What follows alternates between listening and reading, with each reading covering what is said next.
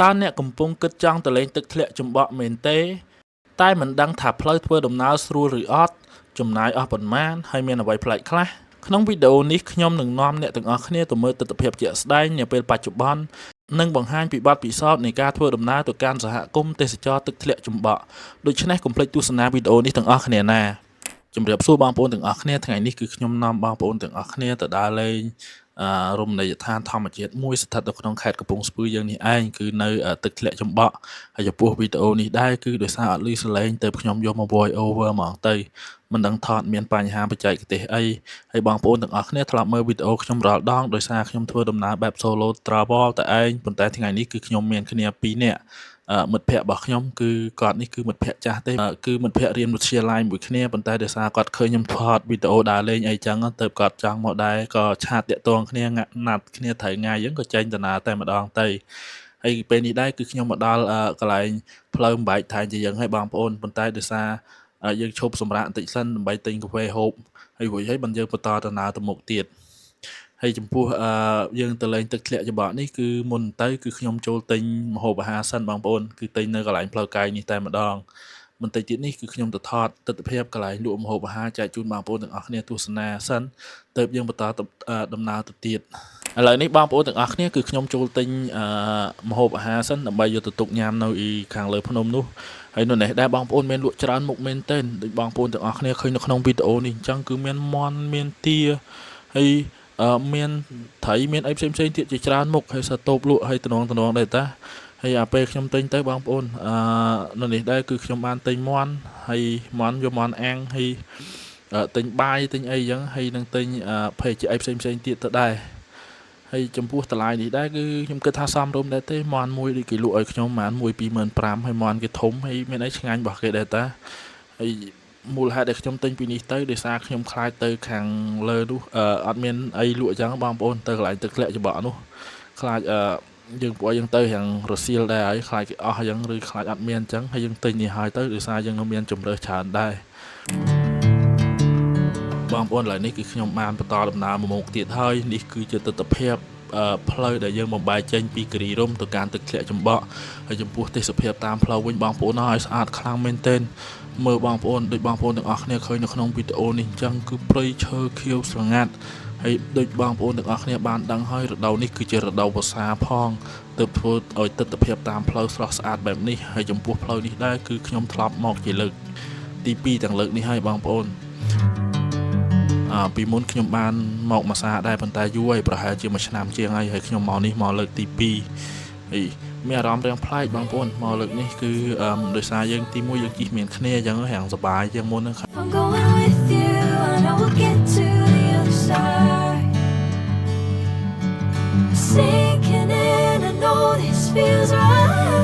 ចំពោះទីតាំងកន្លែងនេះដែរបងប្អូនគឺខ្ញុំធ្វើដំណើរពីកន្លែងបំបែកគិរីរម្យមកទីនេះប្រហែល10គីឡូជាងបងប្អូនប្រហែល10គីឡូជាងយើងនឹងឃើញវត្តមួយនៅពីខាងឆ្វេងដៃហើយគេដាក់ផ្លាកថាសហគមន៍ទឹកធ្លាក់ចំបក់រួចហើយយើងបត់ចូលតាមផ្លូវនេះមករហូតតាមផ្លូវលំហើយចំពោះផ្លូវលំនេះដែរទេសភាពស្អាតបងប្អូននៅនេះគឺគេ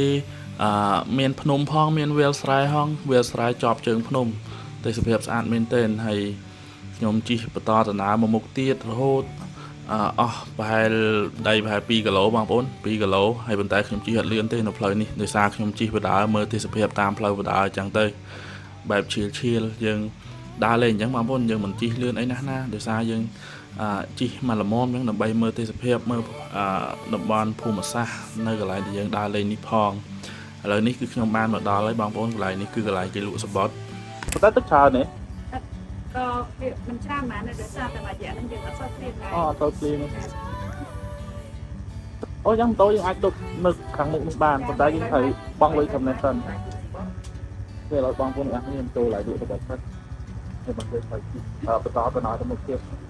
អញ្ចឹងសបត់ញ៉ាំម៉ូតូ1500នេះម្នាក់2000អញ្ចឹងម៉ូតូឲ្យមនុស្សអញ្ចឹង3000ប្រាស់2000នេះអូមានភ្ញៀវបរទេសក៏មកកំសាន្តដែរនេះពូទីណាត់មុនមែនចឹងមិនបងដឹងមកហ្នឹងហើយវាទីចូលក្នុងទៅណា1គីឡូជាងដែរ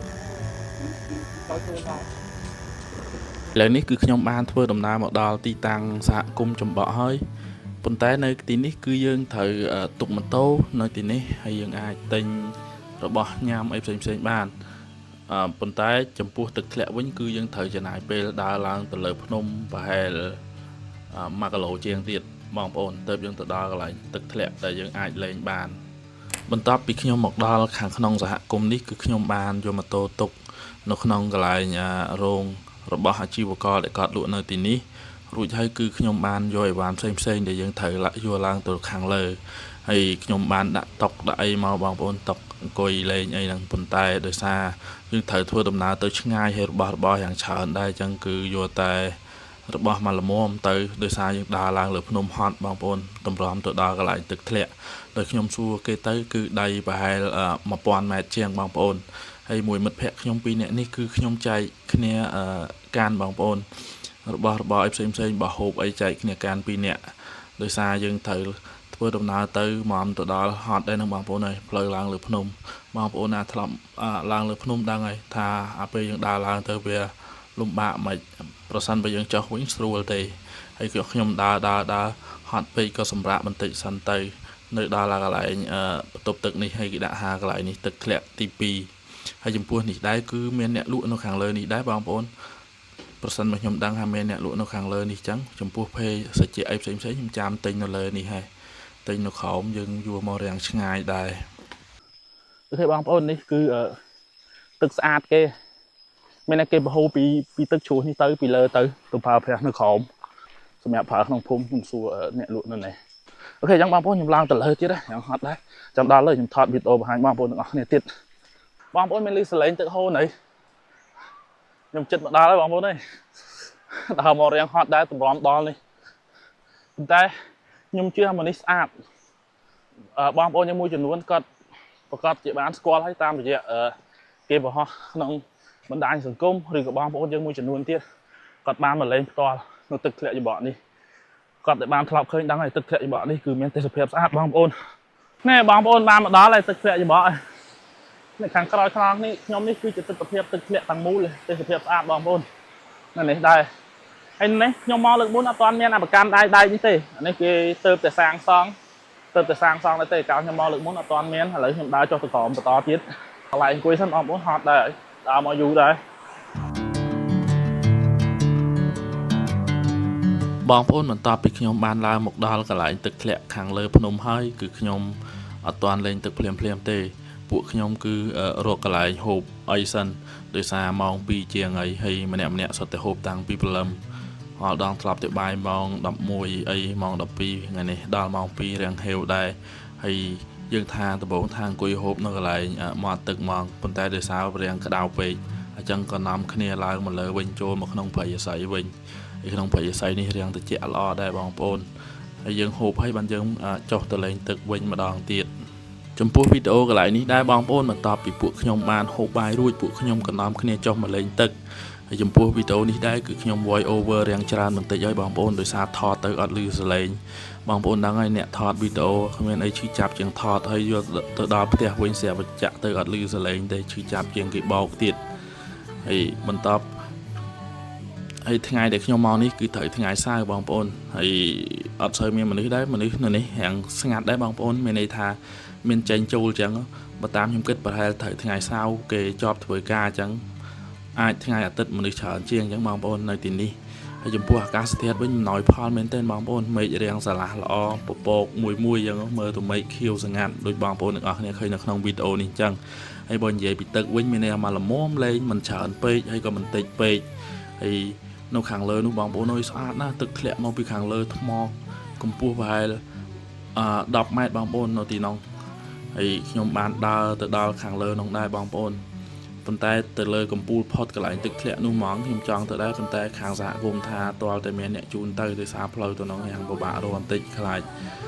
យើងវែងអញ្ចឹងបងប្អូនដើរទៅតែឯង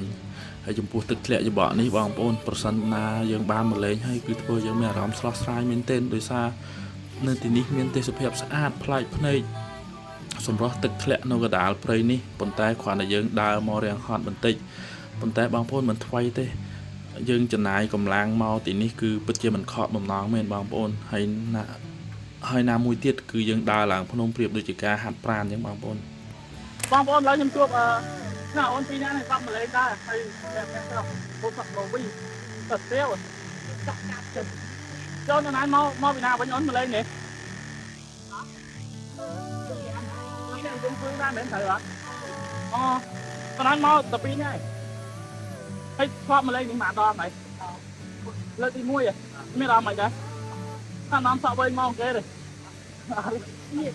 អត់មានទេអូនៅលើទៅនឹងសក់វិញតាបងនិយាយលេងអូននេះបងសួរនេះទូមែនតើអូនម្លេងនេះមានអារម្មណ៍មិនអូននេះបងសប្បាយបាទអត់តែជាផ្លូវឡើងមករាំងឆ្ងាយតិចត្រូវអត់អូខេបងប្អូនទាំងអស់គ្នាអូនពីរនាក់ថាអូនពីរនាក់នេះគាត់ថាម្លេងនេះហាក់ហត់ផងសុបាយផងដោយសារផ្លូវឡើងមករាំងឆ្ងាយតិចហើយឆ្ងាយមែនទៅបែរខ្ញុំដើរមកឈប់2ដងសម្រាប់ដល់ខាងលើនេះប៉ុន្តែទេសភាពស្អាតមានយើងចំណាយកម្លាំងមកនេះពិតជាមិនខកបំណងទេត្រូវអត់បាទផ្លាច់ភ្នែកអូខេអូនអរគុណអូនដល់ហើយពោះវីដេអូនេះដែរគឺមានតែប៉ុណ្ណឹងទេឥឡូវនេះគឺខ្ញុំបានធ្វើដំណើរទៅវិញហើយចំពោះចំណាប់អារម្មណ៍របស់ខ្ញុំផ្ទាល់កាលដែលមកកំសាន្តនៅទីនេះគឺត្រូវដើរមកយ៉ាងឆ្ងាយបន្តិចហត់ដែរតម្រាំមកដល់នៅទីនេះចំពោះគុណសម្បត្តិគុណវិបត្តិមានតែប៉ុណ្ណឹងទេចំពោះគុណសម្បត្តិវិញគឺយើងមកកំសាន្តនៅទីនេះគឺទទួលបានអារម្មណ៍មួយប្លែកបងប្អូនលក្ខណៈធ្វើដំណើរកាត់ព្រៃកាត់អីចឹងតម្រាំបានមកដល់ដូចជាការសងព្រេងមួយដែរឆលេងមួយដែរនៅក្នុងដំណើរកំសាន្តរបស់យើងមានន័យយើងត្រូវចំណាយកម្លាំងហត់នឿយទៅយើងទទួលបានលទ្ធផលអ្វីមួយដែលល្អមានន័យយើងចំណាយកម្លាំងហត់នឿយទៅយើងមកឃើញទស្សនវិជ្ជាមួយដ៏ស្រស់ស្អាតហើយចំពោះទឹកធ្លាក់ចំបក់នេះគឺធម្មជាតិពិតហ្មងបងប្អូនមានន័យថាអត់មានកែច្នៃអត់មានអីបន្ថែមទេគឺលក្ខណៈទឹកធ្លាក់បែបធម្មជាតិសុទ្ធសាធខ្ញុំនិយាយយ៉ាងហត់តិចហីអូខេអរគុណបងប្អូនទាំងអស់គ្នាបានទស្សនាវីដេអូមួយនេះប្រសិនបើទស្សនានៅលើ Facebook សូមកុំភ្លេចជួយចុច Share ដើម្បីផ្សព្វផ្សាយតំបន់ទេសចរស្រុកយើងផងប្រសិនបើបងប្អូនទាំងអស់គ្នាទស្សនាលើ YouTube សូមកុំភ្លេចជួយចុច Subscribe ម្នាក់មួយផងដើម្បីលើកទឹកចិត្ត